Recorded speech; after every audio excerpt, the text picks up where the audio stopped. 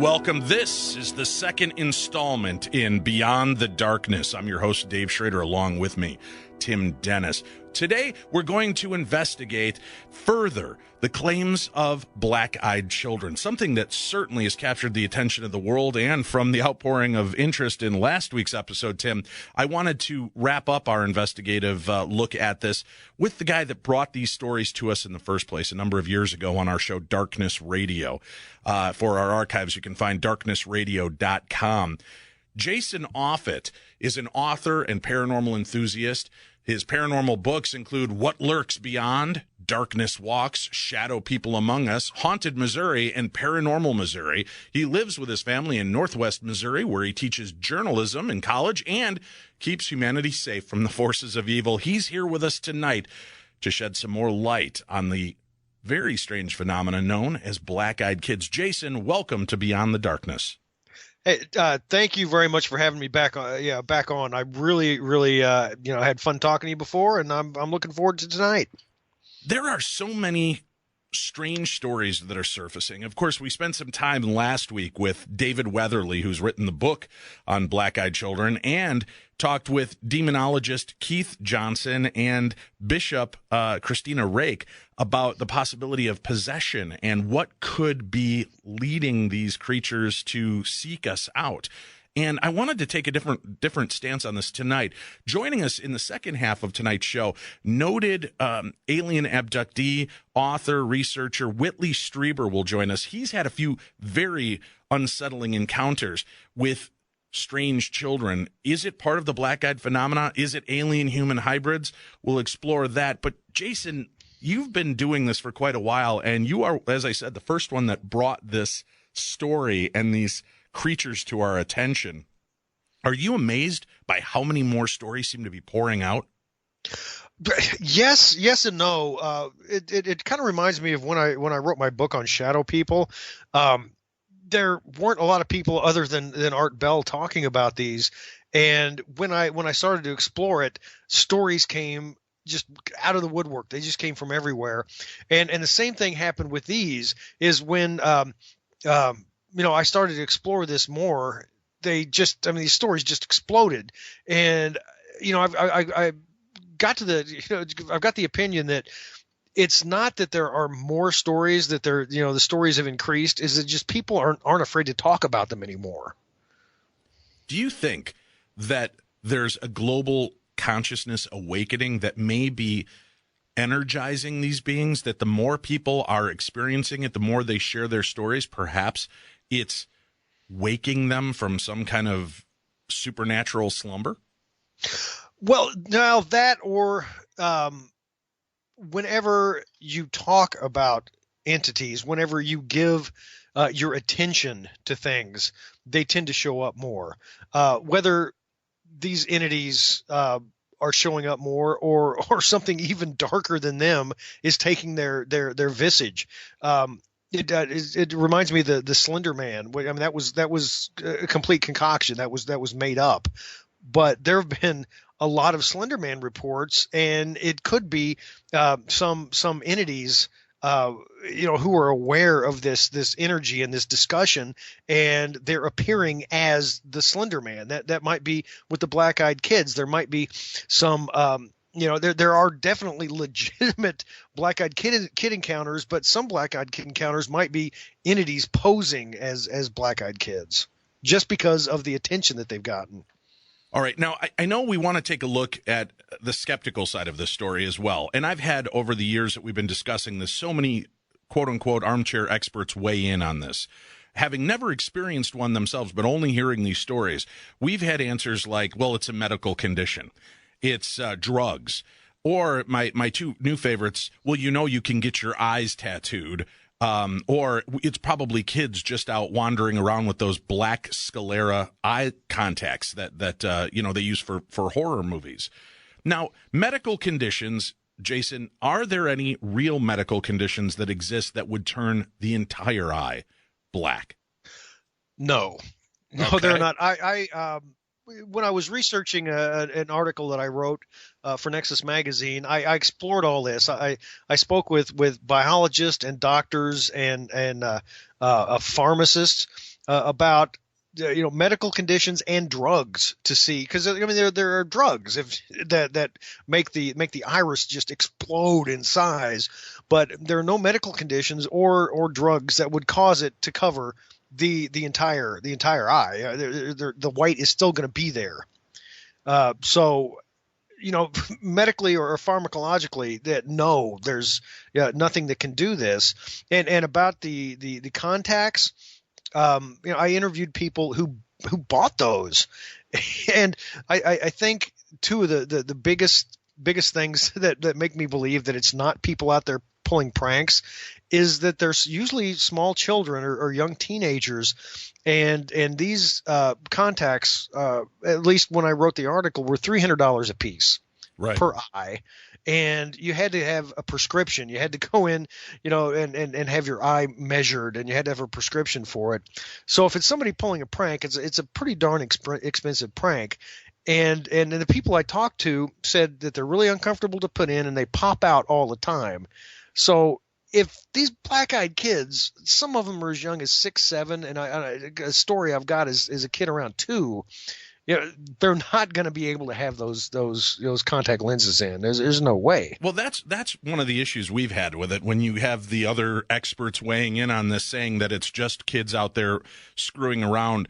As you said, first of all, there's the expense. Secondly, most of the time this takes place in remote areas and late night hours. It seems that a majority of these stories take place. Hey, Tim and I are down with pranks. We love pranks. We love giving people a good scare. And I could see myself being involved in doing something fun to get people's attention and make them a little jittery. However, in the current day and age, Jason, of conceal and carry, and people toting guns and violence in the streets, I think the last thing I'm going to do is send my 7, 10, and 13-year-old out in the middle of the night with black sclera covering eye, contacts to play pranks on people. I'm pretty sure that's going to end up with one of my children or all of them in the hospital or in the morgue. So to me, that just seems like one of the most far-fetched examples. I'm not saying it's not possible, and that maybe a few of these, especially when you're looking at teenagers in the 16 and up category, could possibly have obtained these contacts. But again, I believe then those are the offshoots, and those are the one of a kind encounters, not so much these small gatherings of 2, 3, or 4 that we see and hear so much of. Right, and I'm not saying that like you, that occasionally it might be a prank that somebody's pulling, but all the encounters that I've personally recorded, and that you mentioned David Weatherly and others who have, I mean, that it's not possible for all of them to be pranks.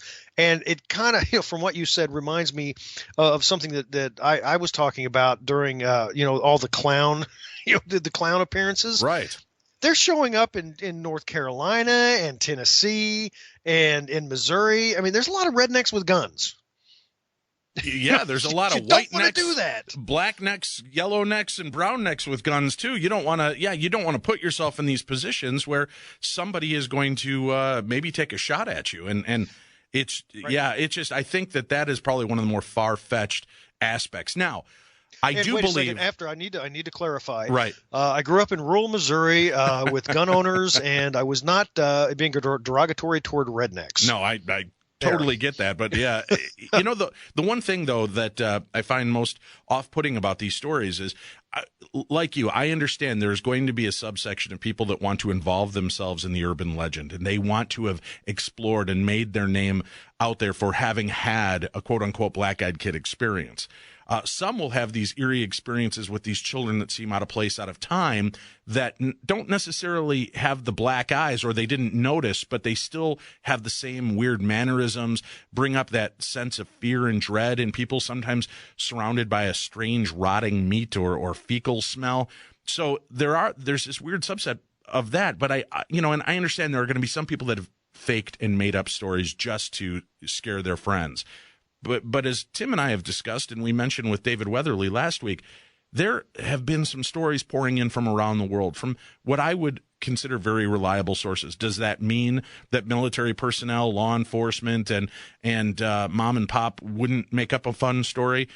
Sure, there's always that possibility, but it's sometimes when you're engaging them in the story and they're telling you, and it's that glazed over post-traumatic stress disorder look on their face as they're describing to you what they saw, and you can physically see the fear and terror in their eyes. That really is what I find most off-putting about all of this.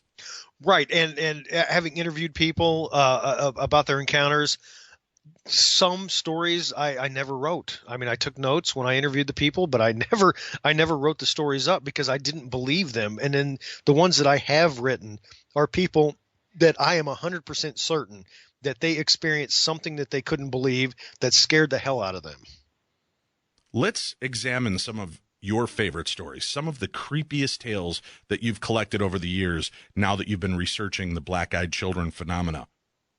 Well, the ones that really, really fascinate me involve children, little children, the littlest. I mean, and with the black-eyed kids, why appear as children? Well, children are fairly helpless. I mean, adults want to help children. So, if you're a predator, why not look like that? Something, to get people's guard down.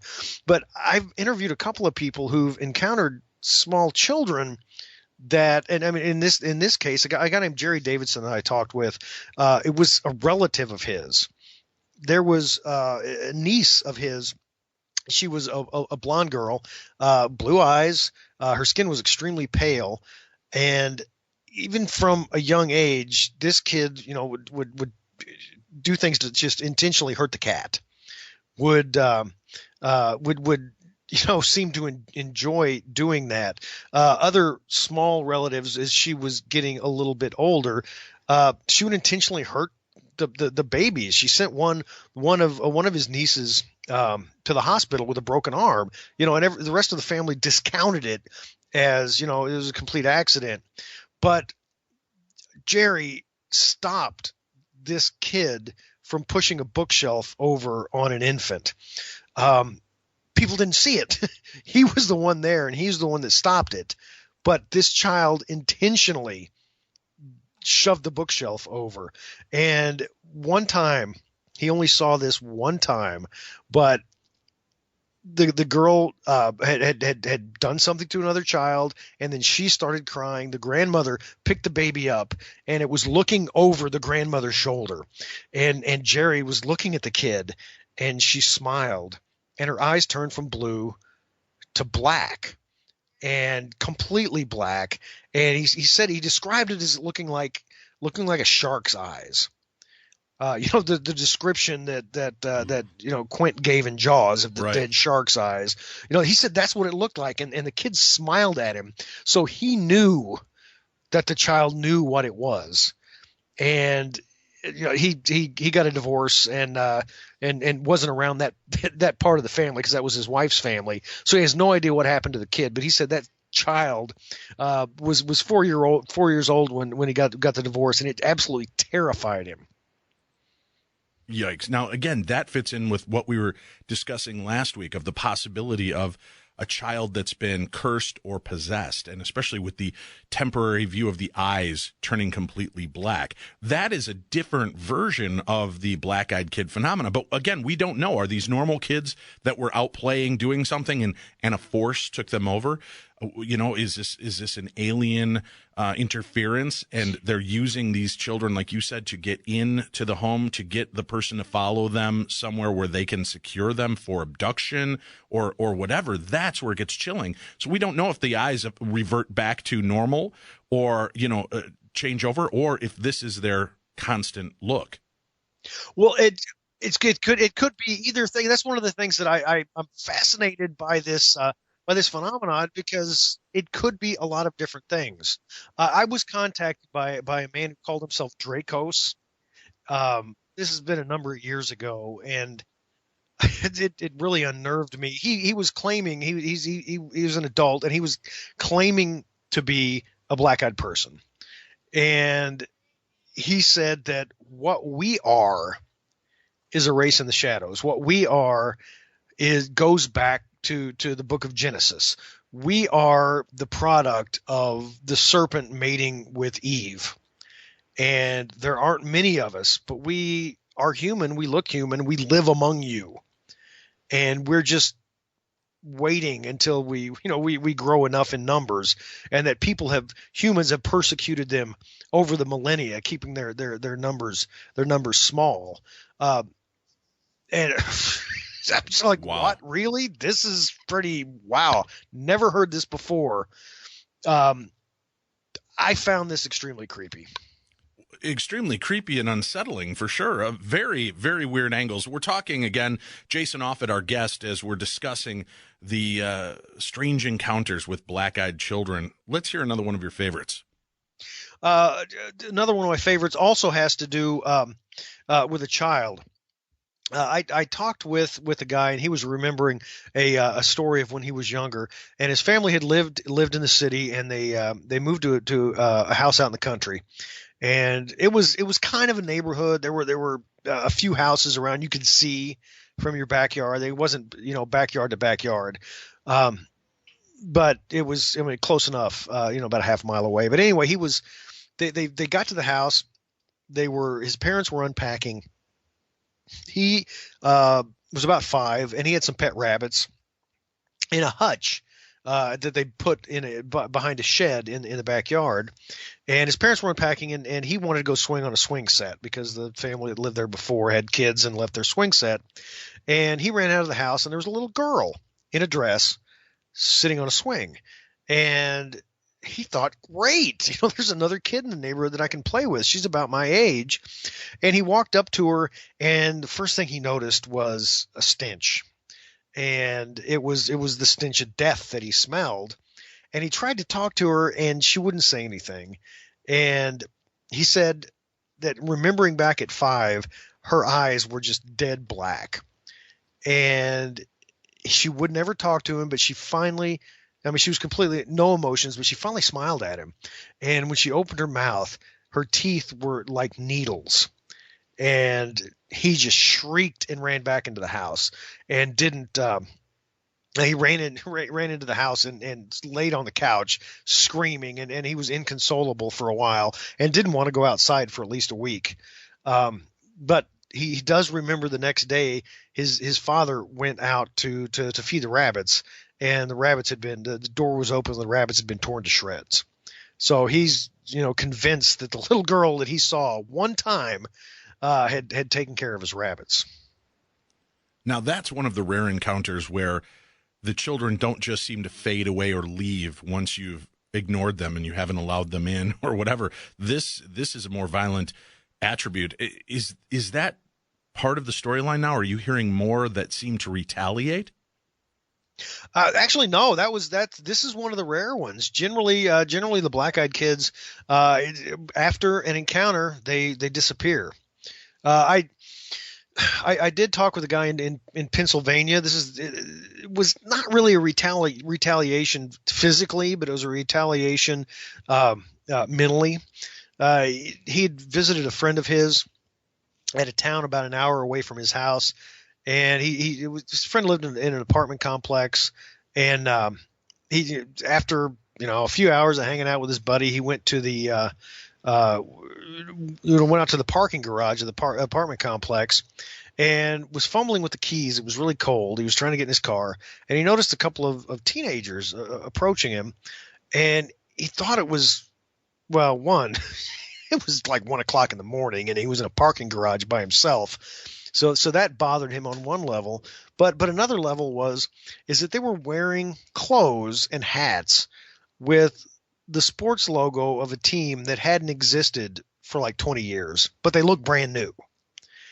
And, that kind of he thought that was odd. Yeah. And as they started to approach him, he got the door open and climbed in the car. And he rolled the window a little down a little bit because they were knocking on the door and they were asking for a ride. And that's when he noticed, the typical thing with the black-eyed kids is the smell and the panic he felt in his chest as they were just near. And then he noticed their eyes, and he tore out of there. When he looked back, just a lot like Brian Bethel's, description. I know you guys talked about that with David Weatherly. They were gone when he looked in his rearview mirror, and he sped out of the parking garage, sped a couple of blocks, and there was a street light. It was red, so he stopped, and he turned over because he noticed something felt wrong, and he turned over to his right, and these same kids were standing on the street corner staring at him. And he ran the red light and he sped all the way home. But that's that's a rare case. Generally, after you deny the black-eyed kids entrance, they disappear. But it does happen. Have you started to receive any stories of survivors that have accidentally let them in without realizing what it is that they're dealing with? I've only talked to one person, and I was beginning. And I still feel this way. A guy had interviewed a number of times. His name was Mac Tonys. I don't know if you recognize the name. He wrote the book on cryptoterrestrials. But he was from Kansas City, Missouri, which is I'm from that area. And so I interviewed him a couple of times about various things, and he died of natural causes in his early 30s. You don't die from natural causes in your early 30s, but it was stuff like this that I'm wondering, is this what happens when you let black-eyed kids in the house?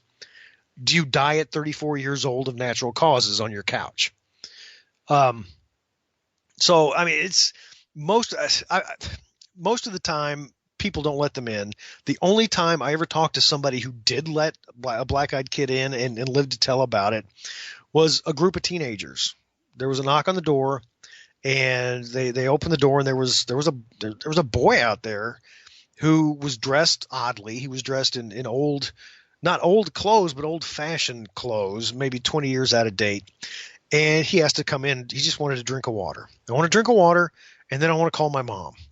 And there was like 5 teenagers there, and they're like, "Sure, come on in." And even though he had completely black eyes, one of them described it as, being filled with ink. They let him in and sat him in the kitchen because that's where they got him a glass of water, and that's where the phone was. And they offered him a sandwich. They offered him a soda. He didn't want anything. He just wanted to sit there and wait till it was time to call his mother. And they went on about their business, and they'd keep occasionally peek in there, and the kid hadn't moved. He hadn't touched his water either. And eventually one of them walked in there and asked him what he was doing. And he got up, walked out the back door, and walked out the back door of the back deck and disappeared. And the back door of the back deck had no steps. It was like 10 feet off the ground. And they rushed out there, and the kid was just gone. When you hear stories like this and you're looking at all of the different aspects of these tales, have you started to put together a theory on what it is we're really dealing with? Or do you think there could be multi-races of these beings that exist? It's when it comes to things of the paranormal, I don't think there is ever one answer.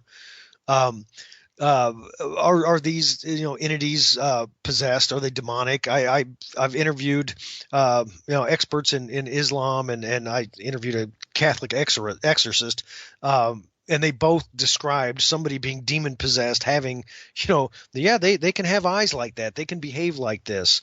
I interviewed a woman who was convinced that it was an extraterrestrial hybrid that she saw that had these black shark-like eyes.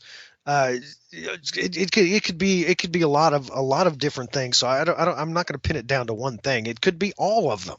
One of the most fascinating aspects of this story, and which leads us to our next guest, Whitley Streiber, is the idea that these could be alien-human hybrids. So many abductees tell stories of awakening on a ship or somewhere unknown to them in a lab-like setting where they're being harvested, either their eggs or semen, and they're acutely aware that they've been impregnated or that they've been a part of creating another force.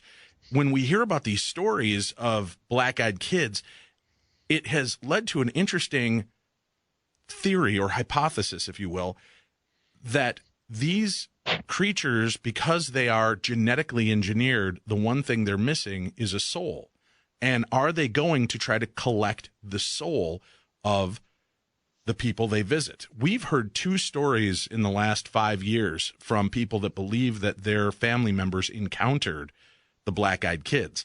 And playing off of what you discussed, having one get in, the first story we heard was from actually a gentleman that was in jail and listened to our show, Darkness Radio.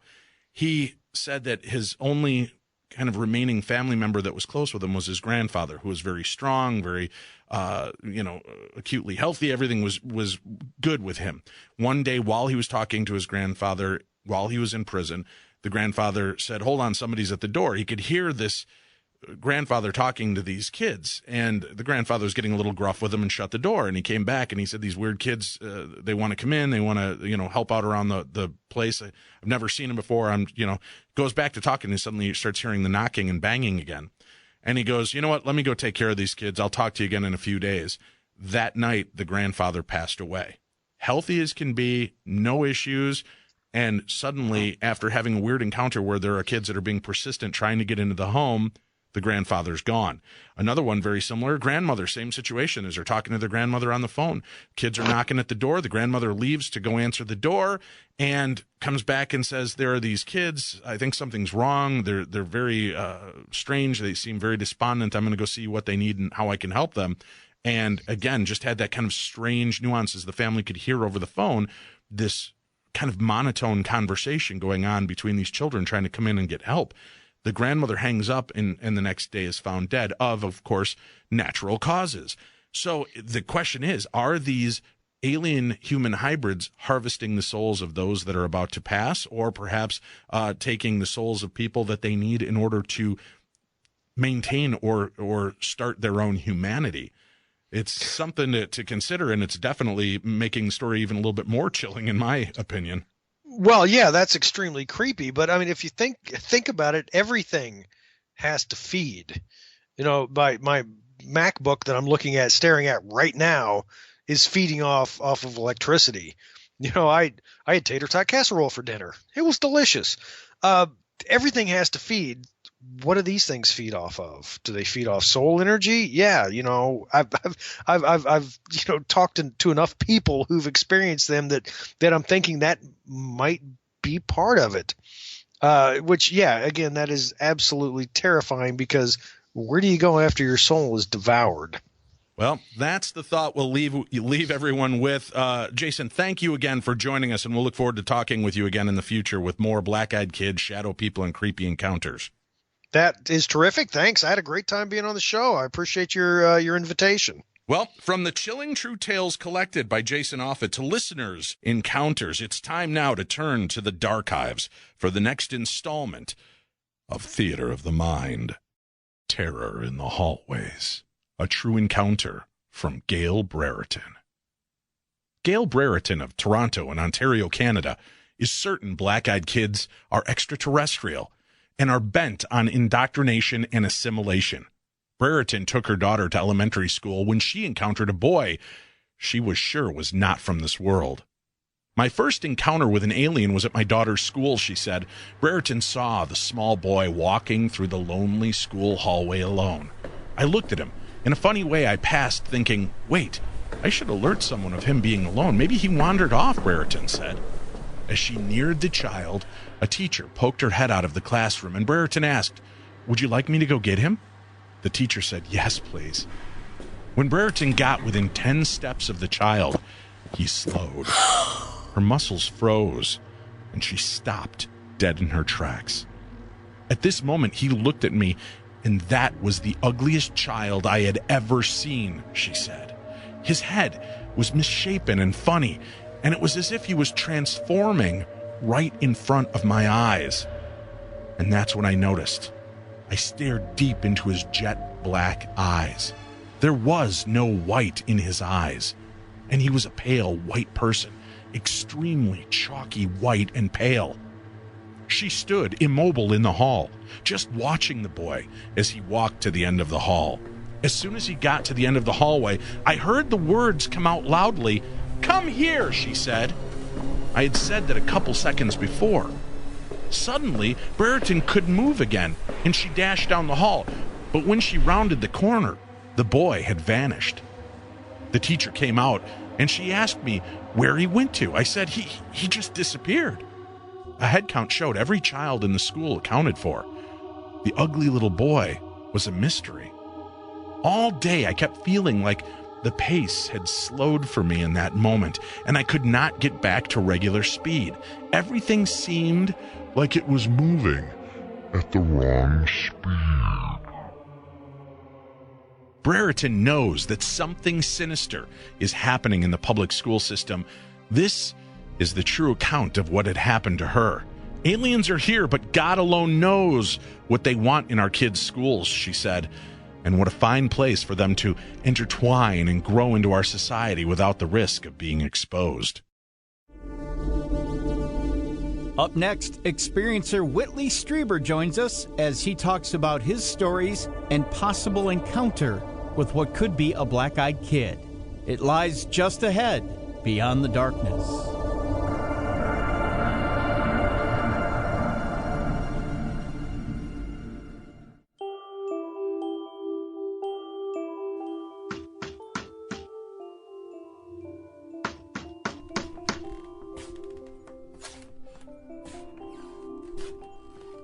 Yeah? What do you want?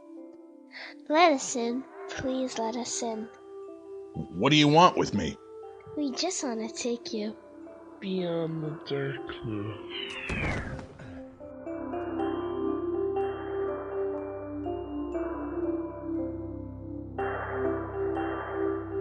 You're listening to Beyond the Darkness. I'm your host, Dave Schrader, along with me, Tim Dennis. We've been exploring for the last 2 weeks the phenomenon known as the black-eyed kids. Last week, we heard from David Weatherly. We also spoke with Bishop Christina Rake and demonologist Keith Johnson about the possibilities that these creatures may come from a darker realm, from the demonic world. Now, this evening, we've spent talking with Jason Offutt, who has different perspectives on this, as we've just heard. Joining us for the remainder of tonight's show, it's a real privilege to have him here with us. Whitley Streiber is one of today's most influential and best-selling authors of both science fiction and extraordinary fact. He is best known for his groundbreaking memoir, Communion, which popularized the alien abduction thesis, as well as many best-selling novels such as The Wolfen and The Hunger. These and other of Streiber's books have formed the basis for many popular movies, including The Day After Tomorrow. He's here to talk to us about a very strange encounter that he had. Whitley, thank you for joining us on Beyond the Darkness today. Well, thank you for having me. Talking about this phenomena, the strange visitations by these children that have dead black eyes, the entire sclera blacked out. Very strange encounters people have, usually in the fact where they only hear one or two of them will actually talk. The others just stand silently in the background. This is something that sounds like it's right out of a horror movie. And we've talked about it from the ghostly and demonic side and the possibility of could it be some form of weird cryptid. Now, can you tell us a little bit about the experience you had? When did this happen to you? This happened in about 1989, 88 or 89. And my son, as a little boy at the time, was playing in the front yard with a friend in our cabin. We had a cabin. It was a fairly isolated area and had a dirt road going past it. It was a private road, so there was never any cars on it or anything like that. And the kids came in and said there was something strange going on, that there was a strange-looking boy on a bicycle staring at them from the roadside. And so I stepped out on the porch, and what I saw was a boy straddling a bicycle. He looked to be maybe 12 or so, and he was very pale, absolutely almost chalk white, had very dark black hair, and he was wearing a very extremely unusual shirt. It had knife blades sticking out of it all over the surface of the front of it. It was very ominous and creepy. I never saw him. He was just staring at the house. I started to walk toward him. He got on the bicycle, or he sat back up on the seat, and began to ride down the hill that he was standing on. At the bottom of that hill, there was a turn to the left, and the road went on for a brief distance, but not very far, perhaps 500 feet. And then it ended in a thick woods and was surrounded by a thick woods.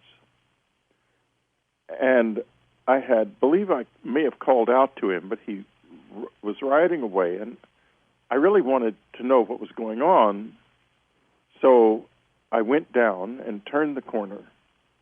There was nobody there. The bicycle was gone, so was the little boy. And there was no place for him to have gone. If he had ridden into the woods, he would have been off the bicycle, and I would have still been able to see him moving through the trees. I went back to the house, and unfortunately, that's the end of the story. We never saw him again. But he was there. And then years later, of course, this was many years later, people began to talk about these black-eyed children. And there seemed to me to be some sort of a connection. Largely, I didn't see his eyes, but he was just so pale. He was very unusual looking. In that shirt, it was really one of the most ominous things I've ever seen. That was what caused me to be concerned and to go after him, because I didn't think that it was normal for a child to be wearing something like that, and I did not care to have him near my own child and other children that were in our care. Understandable.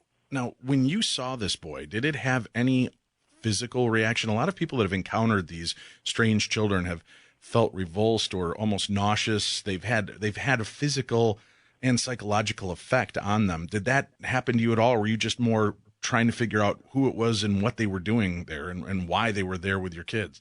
Nothing like that happened. The children went inside, and I never brought it up with them again, and they seemed unbothered. And I did not experience anything like that. What I did experience was concern that this child was there, and I felt, after all, we'd had the communion experience in that cabin, and at that point in time, the visitors were showing up. They were often with big groups of people at the cabin, so it wasn't as if we weren't aware of strange things going on. Right.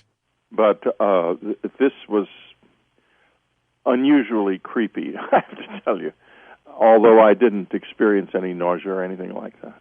When the visitors would make themselves known to you, was there ever, like an aura, was there ever some kind of precursor to let you know that there was something coming, or was it always by surprise when they made their appearance? No, there were two precursors that were very common. The first one was when we had a group of people up at the cabin. If someone saw a dead friend or relative in the afternoon or early evening, it meant the visitors would be there that night, always. That was basic. And the other thing was that when they would approach, things would get very quiet, silent. And, for example, the night before I had my first conscious close encounter in December of '85, my wife and son and I took a walk, and it was snowing, and it was just so very silent, and it was absolutely beautiful, and the light was just fading away, and it was just early evening, probably about 5 o'clock, I guess, that time of year. And the snowflakes were all large individual crystals, like you see in a microscope when you look at snowflakes. They're so beautiful. They were like that, but they were all very large, and it was just an absolutely magical moment. And then there was another time, an evening before they came, when I was outside and was walking back to the house, and it was dark. And as I walked to the house, I noticed that the lights were on in the windows, but they were shining in such a way that they shone out in two directions. In other words, there was a shadow of the window on the grass on the left and also one on the right, and that can't happen. So I knew they would show up that night because things were too weird for them not to. And when you would see these creatures, and were they the stature of children? Were some of them that stature, or how can you explain to us? Very small. I wasn't the one who saw them so much. Other people tended to see them. I really haven't seen them that often. I saw them the night of the close encounter in 1985, and I subsequently just glimpsed them a few times. But they would come up to the house, and people would see them and would actually interact with them. Raven Dana, Laurie Barnes, two people who have gone on record about what happened to them there.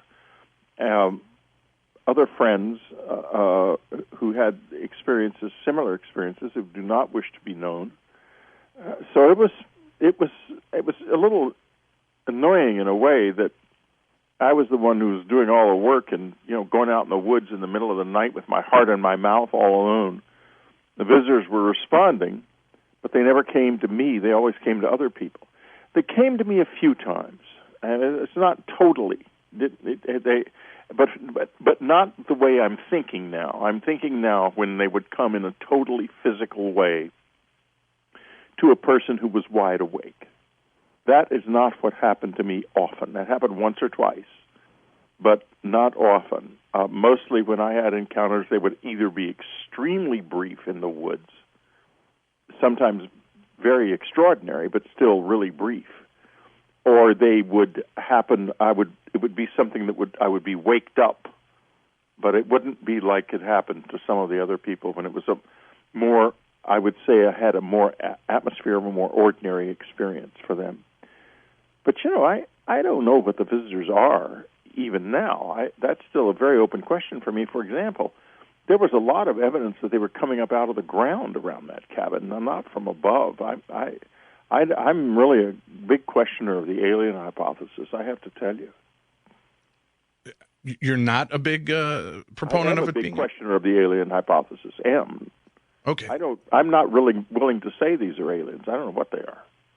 When you hear about these black-eyed kid experiences, they seem to want to get into the home. They want you to follow them somewhere, get into your vehicle. Yeah. Does this mesh at all with any kind of alien experiences that they need permission, or they're trying to get invited in for these kind of connections? What's similar in some ways is the sense of the sinister that's there. I've had that with the visitors all my time with them in my adult life, and I've just come to accept that it's part of the way they are, and I live with it. They never hurt me. And if anything, my relationship with them now is closer than it's ever been. And as I say, they're still just as creepy as they were when I first met them, but they don't hurt me, and I get a lot out of it, so I just keep going. I'm sorry. I thought that at one point they had hurt you quite harshly. Am I misunderstanding that? No, you're not misunderstanding me. Okay. The first experience in December of '85 was a mess. I was beat up badly. It was really, I got hurt. And there was a couple of other things that happened over the years that have been difficult physically.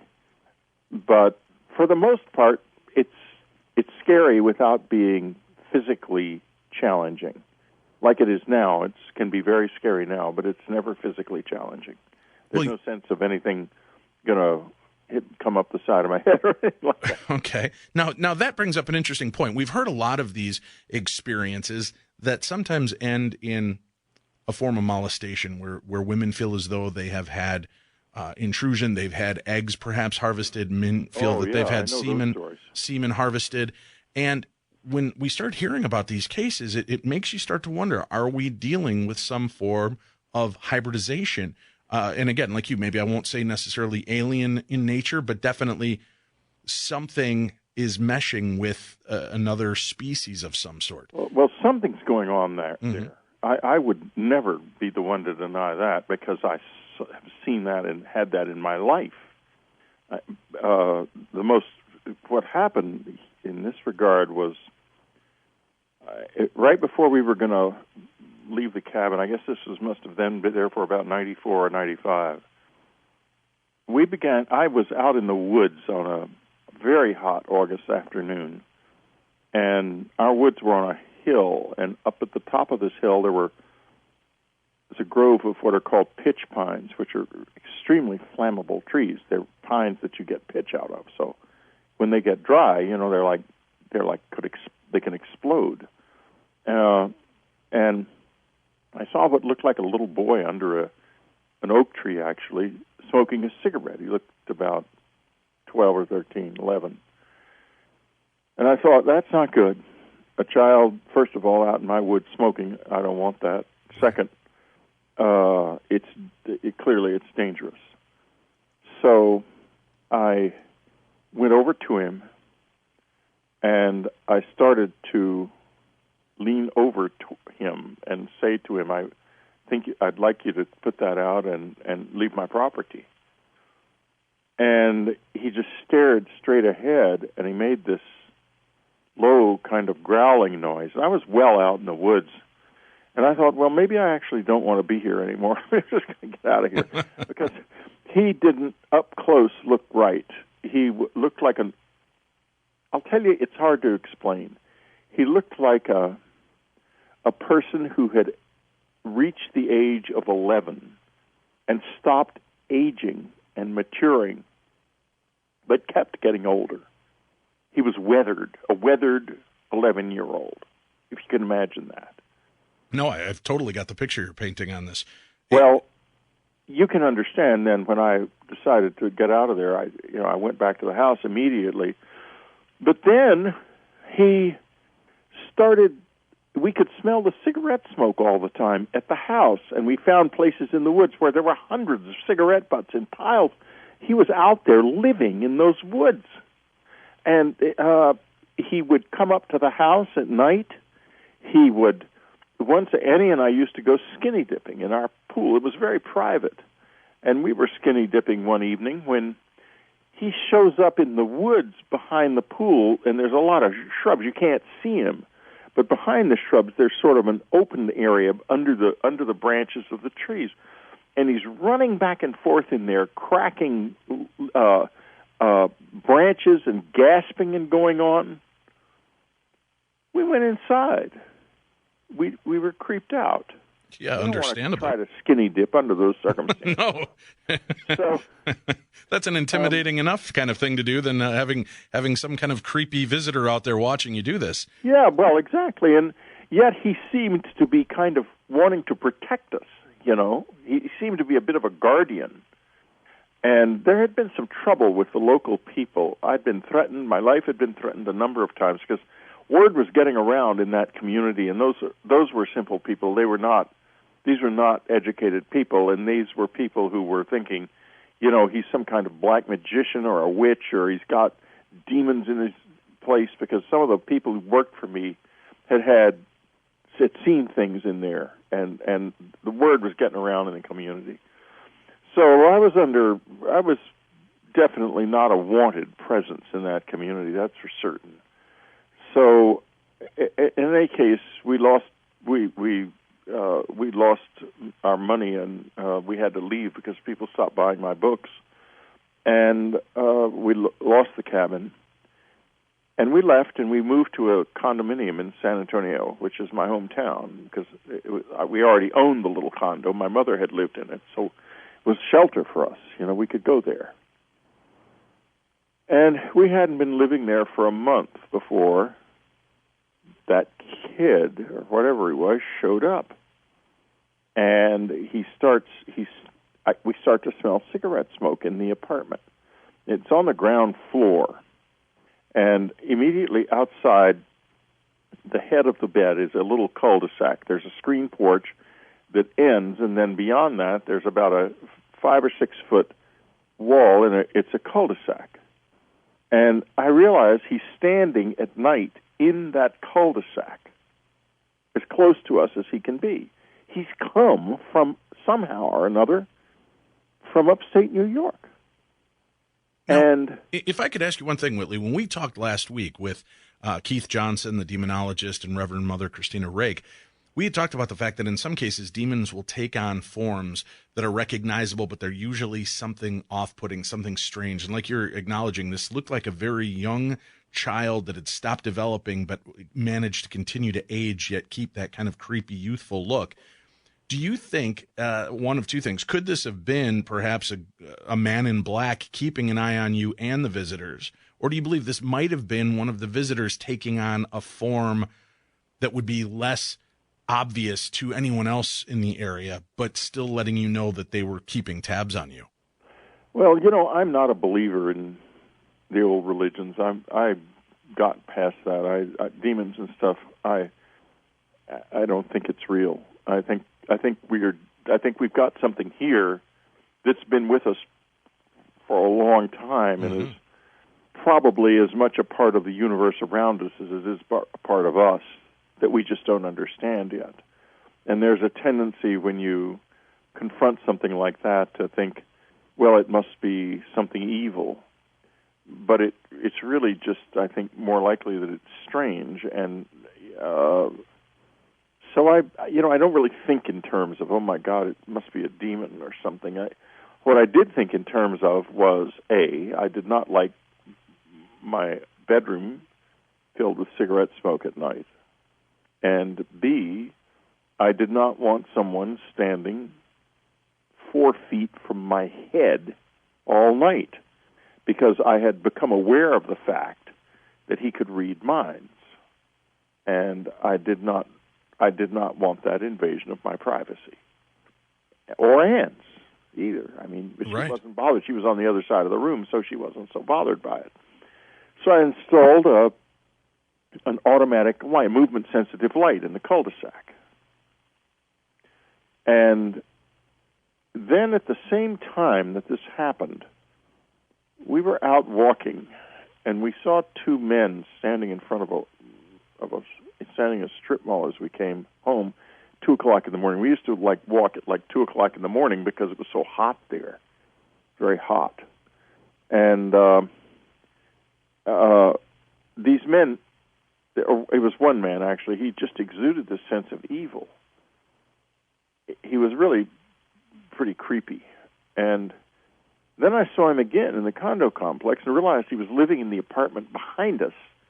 And so was another equally creepy man and this strange being. They were living in there right behind us. And I thought to myself, I can't believe they could have rented this. These people are very marginal at best. So I telephoned. I found from the condo management the name of the owner of the apartment and telephoned him. And he said, "There's no one lives there. I use it when I come up to San Antonio. It's empty." I said, "It's not empty. There's 3 people living in it," and I described them. So he telephoned the sheriff's office, and they sent a bailiff out there to evict him and put up an eviction notice and everything. And the next thing we knew, 2 things happened. People in the condo complex started calling social services because this boy was wandering around the complex doing strange things. Like they found him up on a 2nd-story balcony, methodically pulling the spokes out of somebody's bicycle wheel.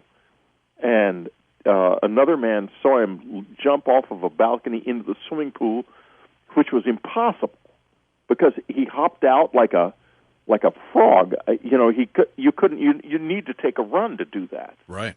And so then, after the eviction notice was put up, the 2 men go around the condo complex knocking on doors trying to sell the guy's furniture that's in his apartment. Jeez. And the next thing I know, they're gone, and suddenly one morning while I'm working in our little garden, which is on the street, the kid marches out from between the buildings, with the cigarette between his fingers and between his middle finger and his the middle finger and the third finger, and I thought, that poor kid is smoking so young. He doesn't even know how to smoke, and he jams a cigarette into his mouth like he's heard me, and goes striding off down the street, and I never saw him again. And I don't think that was a demon. I think that was somebody in trouble. Somebody's got something wrong with them, something really wrong with them. And those two men were the same. There was something wrong with those people. Whether they were hybrids or what the hell they were, I don't know. But they were certainly screwed up, that's for sure. Well, obviously, but then that the kid had the ability to follow you from one part of the United States to a completely different state and know where you're at and show up again. Very unnerving. It's pretty impressive. Yeah. And it implies that when I say there was something screwy about him, I'm talking about a big screwy. It's not a small screwy. It's a big, major screwy.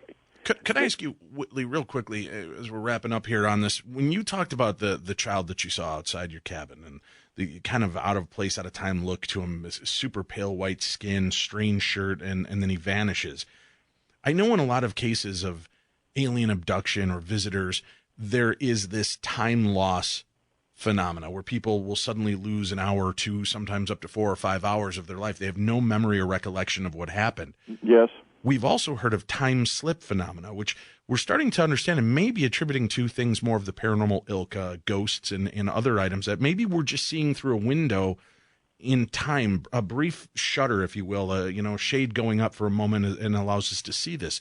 Do you think that cabin area might have been seated in a ley line or vortex portal type area where there was many different type of phenomena that might have been going on and kind of opening up the opportunity to see visitors, time slip, and so on? Well, my wife, Ann, felt that time and derangements of time had a lot to do with all of this. And, it's a huge, complex universe, and we know very little about it. And I don't just mean the physical universe that we see. We are pretty sure now that there are parallel universes out there that are, I say out there, that are right here, that are proceeding according to different laws of physics than this one. And, they could be bleeding over one way or another. We could go back and forth. It could be that the barrier between these universes isn't as absolutely solid as you might think. And it could also be that there are beings in parallel universes who know how to get around in ways that we don't. Because the physics of it is this. Making something like a wormhole between one part of this universe and another part takes an absolutely fantastic amount of energy as far as we understand it. But if you want to make one between this universe and a parallel universe, if something like that exists, the amount of energy is very comprehensible. It's not impossible to do that. And that would mean, inevitably, if there are a lot of them, some of them contain beings that know how to do that. It's statistically inevitable. So maybe that's the answer. Whitley, we can't thank you enough for your time this evening. I thank you for joining us, opening up to us, and giving us some of your insight on this very weird phenomenon. We'll look forward to talking to you again in the future on Beyond the Darkness. Thank you all for spending your time here with us. We hope that you have a safe and happy New Year's Eve. Please be kind to one another. Start off the year in a bright new way. Next week, we will return when we turn our views to shadow people encounters. Some of the most bizarre and in some cases aggressive shadow people encounters. We'll be doing that on January 2nd. And I want to thank Chris Jericho and the good people at Podcast One for bringing us to you. We hope that you enjoy the show as much as we enjoy bringing it to you. And remember, you can follow us on social media. We're Beyond the Darkness Show on Facebook. That's Beyond the Darkness Show on Facebook, or at Beyond Dark Show on Twitter. At Beyond Dark Show on Twitter. And while you're at it, if you're going to subscribe to the show, you like what you hear, do us a favor, go on to iTunes and make sure that you rate it, review it, and let everybody else know about it. Share the darkness with the rest of the world. That's our quest, and we hope that you'll join us in that. All right, we'll be back again with you right after the beginning of the new year. For Tim Dennis, I'm Dave Schrader. Special thanks to Jason Offutt and Whitley Streiber. This is Beyond the Darkness.